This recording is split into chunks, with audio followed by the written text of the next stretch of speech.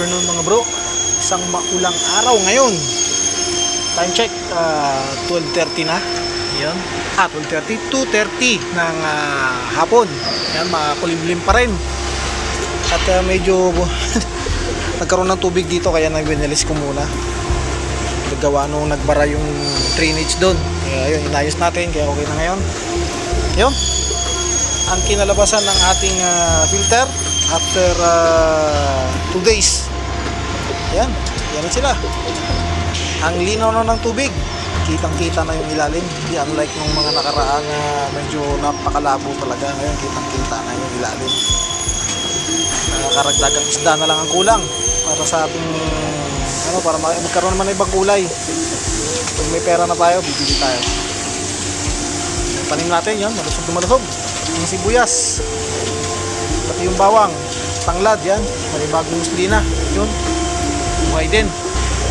At pagtanim tayo rito kahapon, nabigyan tayo ng mga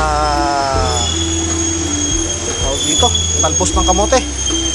Nagtanim tayo dyan, konti lang yan, hopefully mabuhay din. Pero sa tagyo mabubuhay yan kasi umulan maulanan.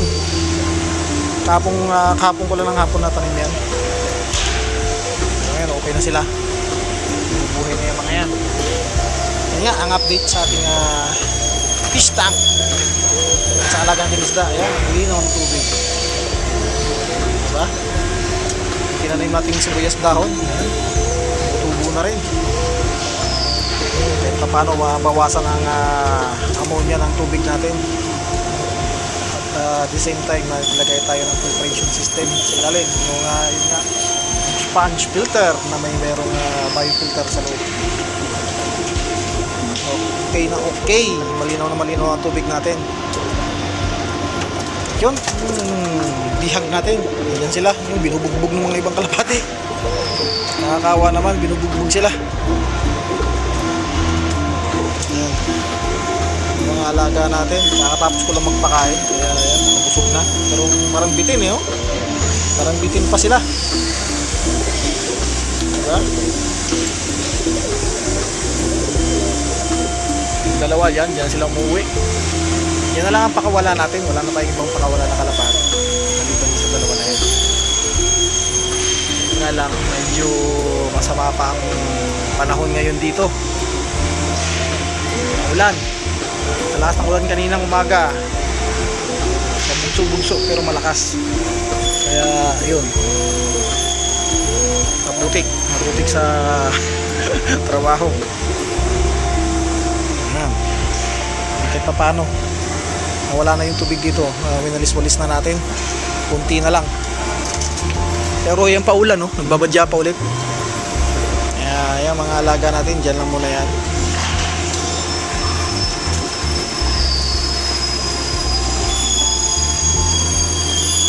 Nahabol niya yung kanyang partner.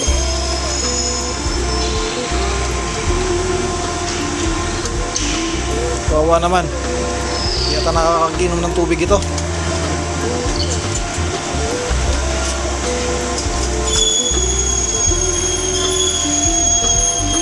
May nanghingi sa atin ng kalapate, medyo di pa nakakapunta, kaya napakadami pang bihag natin. Mababawasan din yung mga yan, yung bihag natin yung bibigay natin. Kasi yung ating talagang mga alaga ay ilan na lang. Sa lukuyan, ilang pair na lang to, tatlong pair na lang meron tayo.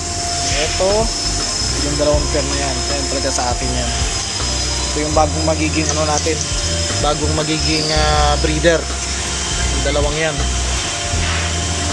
Kasi nga yung breeder natin dito wala na. At ang pinakamatanda yun, yung dalawa, yung magulang ng ating brown na yun. Alright, hopefully mangitlog na rin yan para dumami.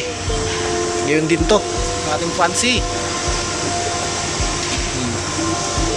Isang to, napaka sadista, nasa sulok na nahabol pa. Napaka sadista. Konti, nauubos nila yung pagkain nila. Yan Yan muna ang update natin sa araw na ito. At isang maulan nga. At yung kinalabas na naman ang ating filtration na ginawang DIY sponge filter. Napaka-effective naman. Yan. Napakalinaw na ng tubig. Diba? Ganda ang kinalabasan. Ganda ang kinalabasan natin sponge filter. Update ko na lang kayo sa mga susunod na araw dito sa mga ating mga alaga, mga tanim dito sa cooling tower area. Ilang araw, meron na kayong aanihin ditong talbos. Ayan. At ang mga pataba natin dyan ay ang mga dumi ng ating alagang kalapate. Ayan, silang dalawa na lang pakawala natin. Isang maulang araw, ingat-ingat lang lahat at God bless us all.